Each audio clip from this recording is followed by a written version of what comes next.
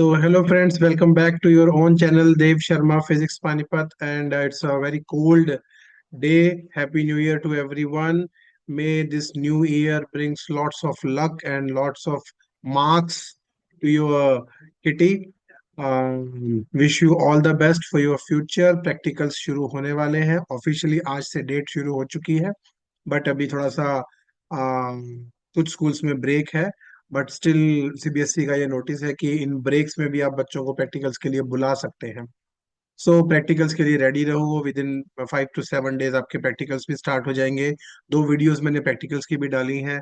बाकी भी जैसे टाइम मिलता है, as and when I will be free, I will be sharing those practicals videos also. Ohm's law और कन्वेक्स लेंस की भी मैंने वीडियो डाली है. बाकी मीटर ब्रिज की और पीएन जंक्शन और आपका एंगल ऑफ मिनिमम का डेविएशन, वो भी धीरे धीरे मैं अपलोड कर दूंगा. सो ठंड बहुत है लेकिन हमें पढ़ाई करते रहना है. फ्री नहीं बैठना. स्कूल की छुट्टियां हैं, आपके पास बहुत टाइम है, तो आप इसको पढ़ते रहिए. डे 29 की आज वीडियो में स्टार्ट कर रहा हूँ. आपको मेरी बैकग्राउंड से आइडिया लग गया होगा कि आज का टॉपिक जो है वो है एसी जनरेटर. एक थोड़ा सा आ, ऐसा टॉपिक है जो थोड़ा सा आप कह सकते हैं कि हम क्रैम भी कर सकते हैं, हम समझ भी सकते हैं. तो बस हमें उसी चीज को समझना है. तो ये हमारा टॉपिक है AC generator. Day 29, you can see the picture also. मैं आपको हल्के से फटाफट से इसके पार्ट्स बता दूं और फिर बात करते हैं हम कि भाई क्या क्या चीजें इसके अंदर होती है. एसी जनरेटर के अंदर हमारा करंट इंड्यूस होता है, तो यहाँ पर रूल जो यूज होगा वो राइट हैंड रूल यूज होगा. Right hand rule, Fleming's right hand rule, induce current वाला जो हमारा टॉपिक चल रहा है, चैप्टर चल रहा है. सबसे पहले बात करूंगा कि ये जो देखिए आप हॉर्शू मैग्नेट्स यहाँ पे लगे हुए हैं. दीज आर स्ट्रॉन्ग मैग्नेट्स जिसकी वजह से मैग्नेटिक फील्ड मिलता है बहुत अच्छा. बीच में ये जो रेक्टेंगुलर क्वाइल जो है रोटेट हो रही है, ये जो रेक्टेंगुलर क्वाइल रोटेट हो रही है, इसको हम बोलते हैं, रेक्टेंगुलर क्वाइल का नाम होता है आर्मेचर. ये आर्मेचर जो है हम फिजिकली रोटेट करते हैं किसी की हेल्प से. जैसे कि फॉर एग्जांपल हम डैम्स पे बात करते हैं तो पानी को इकट्ठा किया होता है और वहां से पानी को नीचे गिराया जाता है, उससे टरबाइन घूमती है, तो वो टरबाइन इस आर्मेचर को घुमाती है. सबसे पहला पार्ट क्या है? Armature ABCD. दूसरा पॉइंट, दूसरा ये आपको ये अगर ये रिंग्स दिख रही होंगी, ये वाली जो रिंग्स है, मैं कलर चेंज करता हूँ so it can be easily shown to you. These are the rings. या you can see my arrow. ये दो कार्बन रिंग्स हैं यहाँ पे. ठीक है. ये कार्बन जो रिंग्स है, सॉरी, ये जो रिंग्स हैं, these rings are called slip rings. Slip rings. अब इनको स्लिप रिंग्स क्यों बोलते हैं? आप देखिए यहाँ पे ये रोटेट हो रहा है. ये वायर आ रही है यहाँ पे ब्राउन कलर की, यहाँ पर ये दूसरी वायर आ रही है ब्राउन कलर की. ये वायर इसके अंदर से होके रोटेट हो रही है. नॉर्मली अगर हम दो वायर्स को ऐसे रखें और रोटेट करेंगे तो ये वायर आपस में ट्विस्ट हो जाएंगी. ये वायर आपस में ट्विस्ट हो जाएंगी. ये स्लिप रिंग का फायदा ये होता है कि ये वायर्स आपस में ट्विस्ट नहीं होती. उसके बाद ये जो लगा हुआ है, ये this is called carbon brush. तीसरा पॉइंट है इसके अंदर, कार्बन ब्रशेस. ये कार्बन ब्रशेस क्या होते हैं? ग्रेफाइट के बने हुए होते हैं. Graphite is a good conductor of electricity. Graphite के बने हुए होते हैं. और ये जो ग्रेफाइट है, ये बड़ा ही इंपॉर्टेंट होता है क्योंकि इससे हमें दो बेनिफिट होते हैं. एक तो गुड कंडक्टर है, दूसरा ये लुब्रिकेशन प्रोवाइड करता है. फिर फाइनली हम इसको गैल्वेनोमीटर या किसी रेजिस्टेंस के साथ हम इसको लगा सकते हैं. ठीक है. एक और मैंने यहाँ से एक एनिमेशन ली है, ठीक है, फ्रॉम सम अदर साइट. इस एनिमेशन को भी एक बार हम देख लेते हैं. सी, ये नॉर्थ पोल है और ये साउथ पोल है. ये हमारी आर्मेचर है जो इसके बीच में कॉन्टिन्यूसली रोटेट हो रही है. देखो टॉर्क, सॉरी, रोटेशन से क्या होगा यहाँ पर? मैग्नेटिक फील्ड चेंज होगा. क्यों चेंज होगा? क्योंकि हमारे पास एक फॉर्मूला था कि जो फ्लक्स है, फ्लक्स होती है NBA कॉस थीटा, और जो इंड्यूस EMF होता है वो होता है -d∅/dt. या इंड्यूस करंट भी हम इसी पे डिपेंडेंट है, इसी से निकाल लेते हैं. तो यहाँ पर हम एरिया चेंज कर रहे हैं. अब आप बोलोगे सर एरिया तो मोशनल EMF में चेंज किया था. तो यहाँ हम एरिया कैसे चेंज कर रहे हैं? रोटेट करके. तो इसको बेसिकली बोलते हैं ओरिएंटेशन चेंज हो रही है. हर पॉइंट पे अगर आप देखें, जब ये कॉइल रोटेट हो रही है, घूम रही है, तो क्या हो रहा है? उसका मैग्नेटिक फील्ड के साथ एरिया उसका मैग्नेटिक फील्ड के साथ एरिया वेक्टर और मैग्नेटिक फील्ड के बीच में जो एंगल है वो चेंज हो रहा है। तो जब ये कॉइल, सपोज मैं, ये मेरे हाथ में ये मोबाइल है, ये जब ऐसे पड़ा है तो इसका एरिया वेक्टर इधर है, ठीक है। जब ये ऐसे आ जाएगा तो एरिया वेक्टर इधर हो जाएगा, ठीक है। ऐसे ही जब ये मेरे फेस की तरफ आ जाएगा तो एरिया वेक्टर जो है इसका ऐसे रोटेट होता जाएगा। तो एरिया वेक्टर चेंज हो रहा है, कॉस थीटा चेंज हो रहा है, कॉस 90, साइन 90, वो सब चीजें चेंज हो रही है, उसकी वजह से ये सब चेंजेस आएंगे, ठीक है। आइए आगे चलते हैं। इसमें फ्लक्स की अगर हम वैल्यू पुट करते हैं तो हमारे पास फॉर्मूला क्या आ जाएगा? हमारे पास फॉर्मूला आ जाएगा, माइनस साइन को मैं नेग्लेक्ट करता हूँ, और वैसे आप उसको साथ रखेंगे तो भी चलेगा, बिकॉज कॉस थीटा का जो डिफरेंशिएशन आएगी वो अलग आएगी। कॉस थीटा की जगह वी कैन यूज NBA, थोड़ा स्पेस कम है, ध्यान से देखना, NBA कॉस ओमेगा टी। ये आपको ध्यान होगा, हमने पहले भी पढ़ा था कि थीटा को ओमेगा टी में कैसे कन्वर्ट किया जाता है। तो आइए हम इसको सॉल्व करते हैं।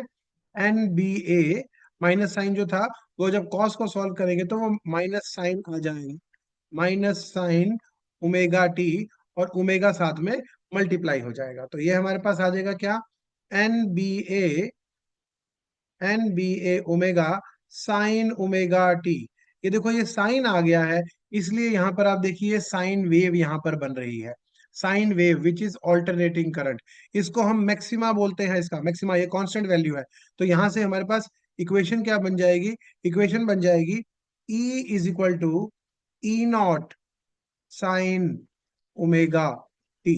आप यहाँ पे टी की वैल्यू पुट करते जाइए और आपको यहाँ पर ऑल्टरनेटिंग करंट का ग्राफ मिल जाएगा। सो दैट शोज कि ऑल्टरनेटिंग हो रहा है। ये देखिए ये रिंग्स है, दोबारा से बता रहा हूँ, ये स्लिप रिंग्स है, जिसका बेनिफिट ये होता है कि ये इसके बीच में से घूम के चली जाएंगी और आपस में ट्विस्ट नहीं होंगी। अब एक बड़ी इंपॉर्टेंट बात ऑल्टरनेटिंग करंट की हो रहा है, देखिए जैसे ये रोटेट हो रहा है, ये देखिए इलेक्ट्रॉन्स के फ्लो दिख रहा है यहाँ एनिमेशन में। जैसे ही एक कंप्लीट रोटेशन कंप्लीट होती है, उसका ओरिएंटेशन बदल जाता है। तो साइन 90, साइन 270 अलग रोटेशन आएगी, इसलिए वो कभी पॉजिटिव हाफ, कभी negative half, positive half, negative half, वो हमेशा आपको ऑल्टरनेटिंग करंट ही देगा। छोटा सा पॉइंट और बताता हूँ, अगर ये डीसी जनरेटर में बनाना हो तो डीसी जनरेटर में आप पूरी रिंग नहीं लेते, बाकी सब सेम रहता है। ये जो हमारे पास स्लिप रिंग्स है, ये हम पूरी रिंग ना लेके हाफ हाफ रिंग लेते हैं, हाफ हाफ रिंग लेते हैं।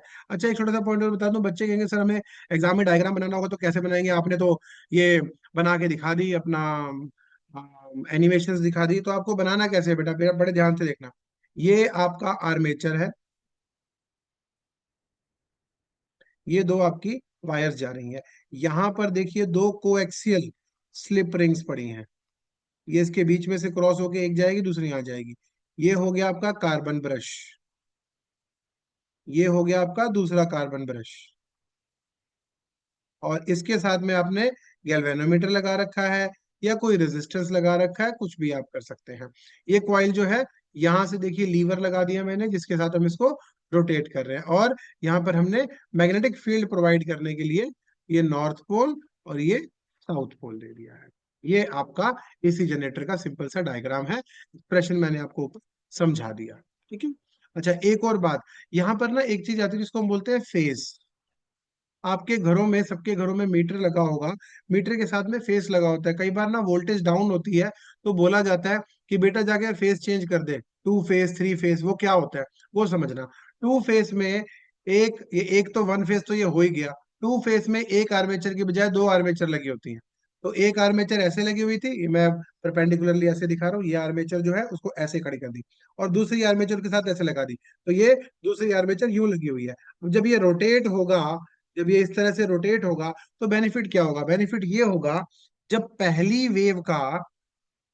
वेव का मिनिमा आ रहा है, उस टाइम दूसरी वेव का मैक्सिमा आ रहा है ऐसे। तो ये दो वेव साथ साथ चलेंगी with phase difference of π/2, with a phase difference of π/2। Benefit क्या हुआ?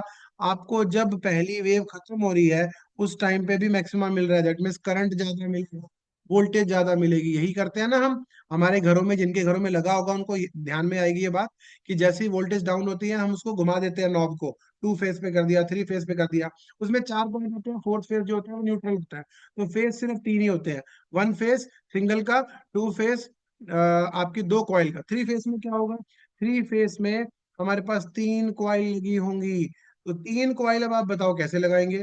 ठीक है, 3 कॉइल के दो दो ब्लेड हो गए, एक ये ऊपर का एक नीचे का, 6 ब्लेड हो गए, यानी कि 60-60 डिग्री। ये 2 फेस थे ना, तो ये 4 ब्लेड थे, 90-90 के गैप पे थे। अब जब ये 6 लगाएंगे हम, तो ये आपके 60-60 के गैप पे आएंगे, 60-60 के गैप पे। तो फेस डिफरेंस यहाँ पर कितना होगा, 60 डिग्री होगा। ठीक है, तो ग्राफ आपका जो है कुछ ऐसे बनेगा। ये नॉर्मल वेव थी एक, ये दूसरी वेव चल रही है साइड बाय साइड, और ये तीसरी वेव चल रही है साइड बाय साइड। तो तीन तीन वेव जब एक साथ चलेंगी, तो आपको बहुत ज्यादा सुपर पोजिशन प्रिंसिपल के अकॉर्डिंग बहुत ज्यादा करंट मिलेगा, इसीलिए इसमें करंट जो है आपको ज्यादा मिलता है। This was all about the AC generator which we have done.